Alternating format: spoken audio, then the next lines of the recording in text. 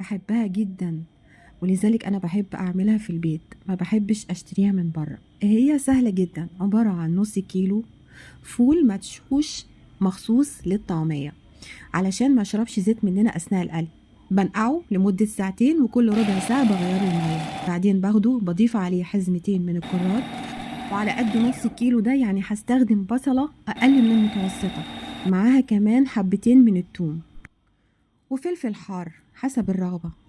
هطحنهم في الكبة طحنة مرتين تلاتة كده لغاية ما تنعم معايا.